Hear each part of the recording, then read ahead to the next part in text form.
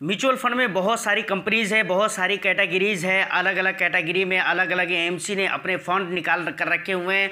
लोग अपनी ज़रूरत और अपने काम के हिसाब से फ़ंड का सिलेक्शन करते हैं, कंपनी का सिलेक्शन करते हैं। ये सारी अच्छी बात है, होना चाहिए और अपनी ज़रूरत के हिसाब से ही फ़ंड का सिलेक्शन करना चाहिए।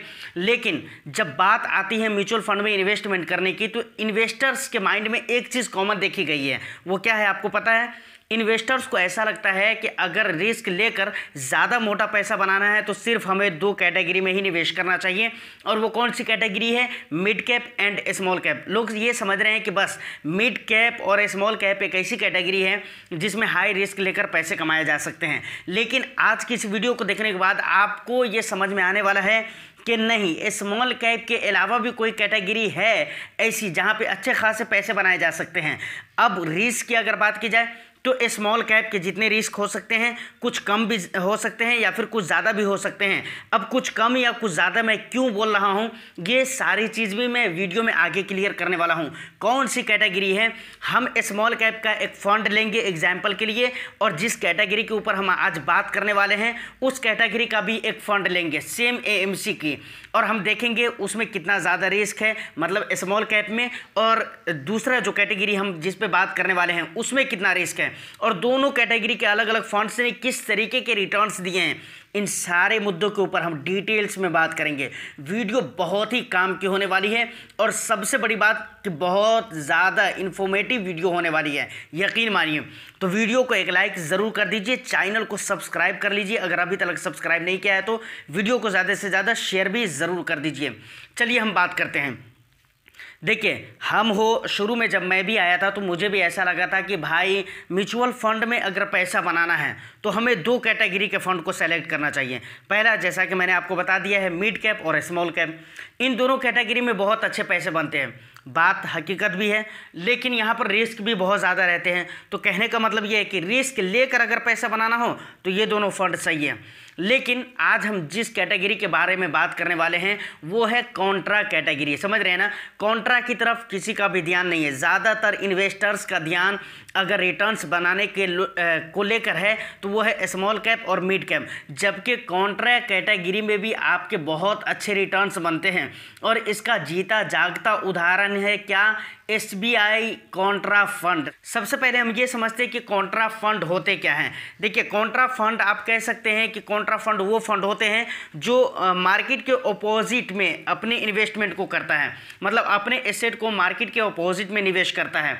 मानकर चलिए फॉर एग्जांपल कि मार्केट बुलिश है लेकिन कोई ऐसी कंपनी है जो अंडर परफॉर्म कर रही है, समझ रहे कि नहीं, उसका परफॉर्म इतना अच्छा नहीं है किसी रीज़न से, तो कॉन्ट्रा फंड के जो फंड मैनेजर होते हैं ना, तो उन कंपनियों में निवेश करता है जो अंडर परफॉर्म है, अभी जिसका परफॉर्म इतना अच्छा नहीं है। लेकिन अगर फ्यूचर में ग्रोथ पोटेंशियल की बात की जाए तो यकीनन वहाँ पर बहुत अच्छा फ्यूचर में ग्रोथ पोटेंशियल है। लेकिन मैं क्या बोल रहा हूँ, रीज़न की वजह से, किसी खास रीज़न की वजह से टेम्प्रोरी तौर पर जो है ना अंडर परफॉर्म कर रही हो कंपनी, इस तरह के स्टॉक, इस तरह की कंपनियों में निवेश करता है, उसे हम क्या कहते हैं? कॉन्ट्रा फंड कहते हैं। कॉन्ट्रा फंड अगर आप लॉन्ग टर्म में निवेश करना चाहते हैं, अगर चाहते हैं अच्छा खासा प्रॉफिट आपको बने, तो आपको कॉन्ट्रा फंड की तरफ भी आना चाहिए। देखिए, अब कॉन्ट्रा फंड के रिटर्न्स क्या होते हैं, किस तरीके से होते हैं।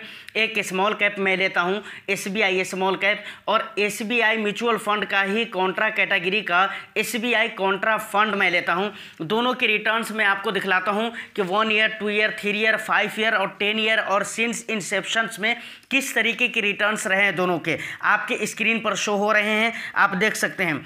सबसे पहले अगर 1 ईयर का रिटर्न देखें, एसबीआई कॉन्ट्रा का रिटर्न देखें तो 21.25% का रिटर्न्स दिया है। किसने?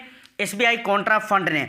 उसी 1 ईयर में एसबीआई स्मॉल कैप ने जो रिटर्न्स दिया है 14.55% का। आप सोच कर देखें, कॉन्ट्रा ने 21% का रिटर्न दिया, स्मॉल कैप ने 14% का रिटर्न्स दिया है। 2 ईयर्स में देखें तो 2 ईयर्स में कॉन्ट्रा फंड ने 16.78% का रिटर्न्स दिया है, 16%। और वहीं पर स्मॉल कैप का रिटर्न्स देखें तो 13.60% है। समझ रहे कि नहीं? मतलब कॉन्ट्रा फंड ने 16% का रिटर्न दिया और स्मॉल कैप ने 13% का रिटर्न्स दिया है। देखिए, यहाँ किस तरीके से फ़र्क हो रहे हैं। अगर 3 ईयर्स में कॉन्ट्रा फंड का रिटर्न्स देखें तो 36.98% का रिटर्न्स दिया है, लेकिन 3 ईयर्स में अगर स्मॉल कैप का रिटर्न्स देखें तो 31.83% का रिटर्न्स दिया है। मतलब सोच लीजिए 36% का रिटर्न्स दिया किसने, कॉन्ट्रा फंड ने दिया। उसके बाद स्मॉल कैप ने कितने परसेंट का रिटर्न्स दिया, 31% का रिटर्न्स दिया है। 36%, 31%, 5% का फ़र्क है, समझ रहे कि नहीं। बी फाइनेंसर को अगर रेगुलर आप इसके वीडियोस को वॉच करते हैं तो आपको पता होगा कि लॉन्ग टर्म में 1 या 2% कितना ज़्यादा हो जाते हैं, और यहाँ पर 5% का फ़र्क है। उसके बाद ज़रा आते हैं हम 5 ईयर्स का रिटर्न्स देखते हैं। कॉन्ट्रा का रिटर्न की अगर हम बात करें 5 ईयर्स में तो 23.14% का रिटर्न्स दिया है, और अगर SBI स्मॉल कैप के रिटर्न की बात करें तो 23.92% का रिटर्न्स दिया है। यहाँ पर दोनों 23% के रिटर्न्स दिए हैं। तो यहाँ पर सिर्फ आपको पॉइंट में फ़र्क देखने को मिलता है। 10 ईयर में SBI कॉन्ट्रा का रिटर्न देखें तो 18.02% है, और 10 ईयर में SBI स्मॉल कैप का रिटर्न देखें तो 27.43% है। अब 10 ईयर में थोड़ा नज़र में आया कि भाई ठीक है, कॉन्ट्रा से बेहतर यहाँ पर मतलब SBI स्मॉल कैप का रिटर्न्स देखने को मिल रहा है। और सेम कहानी सिंस इंसेप्शन वाला रिटर्न्स में देखने को मिल जाता है कि यहाँ पर भी अगर SBI कॉन्ट्रा फंड का रिटर्न देखें तो 15.74% है। वहीं पर अगर हम SBI स्मॉल कैप का रिटर्न देखें तो 25.26% का रिटर्न्स है। मतलब सेम कहानी है कि सिंस इंसेप्शन में भी अगर देखा जाए तो यहाँ पर SBI स्मॉल कैप ने ज़्यादा अच्छा रिटर्न दिया है SBI कॉन्ट्रा फंड से। तो इन दो जगहों पे बहुत अच्छा रिटर्न्स देखने को मिलता है, 2 टाइम ड्यूरेशन में। बाकी जगहों पे लो मतलब रिटर्न्स देखने को मिल रहे हैं, समझ रहे कि नहीं। लेकिन कोई ज़रूरी नहीं है कि ये रिटर्न्स इसी तरीके से रहेंगे। हो सकता है कॉन्ट्रा के भी बढ़ सकते हैं, कुछ टाइम पीरियड में स्मॉल कैप के बढ़ सकते हैं, कॉन्ट्रा के घट सकते हैं, कॉन्ट्रा के बढ़ सकते हैं, स्मॉल कैप के घट सकते हैं। तो ये पॉसिबल है। मैं ये नहीं कह रहा हूँ कि इसी तरीके से रहेंगे, लेकिन आपको मैं कहना क्या चाह रहा हूँ, मैं आपको कहना ये चाह रहा हूँ कि सेम रिस्क लेकर या कुछ ज़्यादा या कुछ कम रिस्क लेकर अगर आपको स्मॉल कैप इतना रिटर्न्स चाहिए तो आप कॉन्ट्रा फंड की तरफ भी आ सकते हैं। अब इसमें मैं हर कॉन्ट्रा फंड की बात नहीं करूंगा, वहां पर आपको देखना पड़ेगा कि किसके परफॉर्म बहुत अच्छे रहे हैं, किस फंड ने किस तरीके का परफॉर्म किया है। देखिए, शुरू में एक चीज़ मैंने कहा था और अभी भी मैं बोला हूं कि स्मॉल कैप रिस्क की अगर बात किया जाए कि स्मॉल कैप में कितना रिस्क है और कॉन्ट्रा में कितना रिस्क है, तो इसको लेकर मैं शुरू में भी बोला था आपको कि कॉन्ट्रा में आपको रिस्क की अगर बात की जाए तो स्मॉल कैप इतना रिस्क आपको देखने को मिलेगा, या फिर कुछ केस में उससे ज़्यादा भी रिस्क मिलेगा और कुछ केस में उससे कम भी रिस्क आपको देखने को मिल सकते हैं। लेकिन अगर हम एक एवरेज रिस्क की बात करें तो आपको इतना मानकर ज़रूर चलना चाहिए कि आपको स्मॉल कैप के इतना रिस्क लेना ही पड़ेगा। अब एक बहुत ही ज़रूरी बात है कि स्मॉल कैप इतना एवरेज रिस्क मैंने कह दिया, लेकिन कभी किसी केस में कम या ज़्यादा क्यों होते हैं, इसको ज़रा समझना बहुत ज़रूरी है। देखिए, सेबी के रेगुलेशन के हिसाब से आपको स्मॉल कैप की इन्वेस्टमेंट स्ट्रैटेजी को समझना पड़ेगा और कॉन्ट्रा के इन्वेस्टमेंट स्ट्रेटजी को समझना पड़ेगा। फिर आपको समझ में आ जाएगा कि रिस्क कॉन्ट्रा में कम या ज़्यादा क्यों होते हैं। देखिए, सेबी के रेगुलेशन के अकॉर्डिंग स्मॉल कैप का जो भी इन्वेस्टमेंट होगा ना, 65% हर हाल में स्मॉल कैप स्टॉक में निवेश करना ज़रूरी है। समझ रहे हैं ना। अब SBI स्मॉल कैप है, उसमें जितना भी पैसा आएगा उन टोटल पैसे का 65% स्मॉल कैप मतलब स्टॉक में निवेश किया जाएगा। लेकिन अगर कॉन्ट्रा फंड की बात करें, चाहे वो SBI का हो या किसी भी AMC का कॉन्ट्रा फंड हो, कॉन्ट्रा फंड में कोई ऐसा वसूल नहीं है कि 65% या 75% या इतना परसेंट उतना परसेंट आपको स्मॉल कैप में निवेश करना पड़ेगा।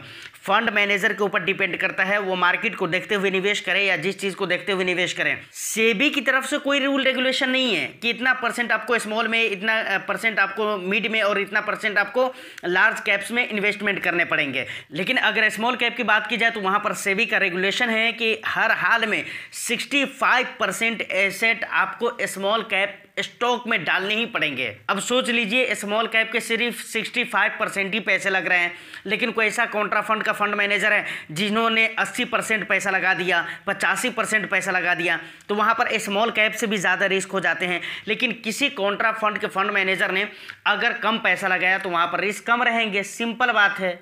अब इस बात को सुनकर आपको घबराना नहीं है कि कॉन्ट्रा में हमें स्मॉल कैप से भी ज़्यादा रिस्क लेना पड़ेगा, इस बात को सुनकर घबराना नहीं है। देखिए, अगर आपको रिस्क लेना पसंद है और अगर आप कॉन्ट्रा में रिस्क लेंगे और कॉन्ट्रा फंड के फंड मैनेजर अगर रिस्क लेंगे तो वहाँ पर रिटर्न्स भी तो ज़्यादा मिलेंगे ना। आप सोच कर देखें ना, रिस्क कम रहेगा रिटर्न्स कम रहेंगे, रिस्क ज़्यादा रहेगा रिटर्न्स ज़्यादा रहेंगे। तो फाइनली मुझे उम्मीद है कि अब आपको समझ में आ गया होगा कि कॉन्ट्रा फंड में कितने रिटर्न्स मिल सकते हैं और स्मॉल कैप में कितने रिटर्न्स मिल सकते हैं, और दोनों जगह पे रिस्क की अगर बात करें तो कितना ज़्यादा रिस्क स्मॉल कैप में और कितना ज़्यादा रिस्क आपको कॉन्ट्रा फंड में लेना पड़ सकता है, कितने ज़्यादा रिस्क लेने पड़ सकते हैं, कितने रिटर्न्स मिल सकते हैं, ये सारी बातें आपको क्लियर हो गई होगी। अब लास्ट में एक बात मैं आपको और भी कहना चाहूँगा जो मैं पिछले वीडियो में भी कहा था। देखिए, इंस्टाग्राम को भी मैंने ज्वाइन कर लिया है, तो बहुत सारे लोग फ़ोन कॉन्टेक्ट के लिए मतलब बोलते रहते हैं कि भाई नंबर चाहिए, व्हाट्सएप नंबर चाहिए, कॉलिंग के लिए, इसके लिए, उसके लिए। तो देखिए, मैं आपको ये कहता हूँ कि देखिए कोई भी ज़रूरत हो तो आप हमें इंस्टाग्राम पे मैसेज करिए, मैं 100% आपको विश्वास दिलाता हूँ। देखिए, शुरू से जो भी मैंने विश्वास दिलाया है, बी फिनेंसर उस पर कायम रहा है और उस पर अपने आप को साबित कदम रखने की कोशिश किया है। मैं आपको विश्वास दिलाता हूँ, आप हमें इंस्टा पे मैसेज करें, मैं 100% उसका रिप्लाई करूँगा। अगर आपका दिल गवारा करे तो आप मुझे वहाँ भी फॉलो कर लीजिए, वहाँ भी प्यार दीजिए, लिंक आपको डिस्क्रिप्शन में मिल जाएगा, ट्विटर का भी और उसके बाद इंस्टाग्राम का भी। तो फिलहाल आज की इस वीडियो में इतना ही। उम्मीद करता हूँ वीडियो आपको अच्छी लगी हो। वीडियो अगर अच्छी लगी है तो एक लाइक ज़रूर कर दीजिए, शेयर कर दीजिए। चैनल पे फर्स्ट टाइम विजिट कर रहे हैं तो चैनल को भी सब्सक्राइब कर लीजिए। मैं फिर मिलता हूँ किसी नेक्स्ट वीडियो में, जब तक के लिए all the best. Thank you for watching.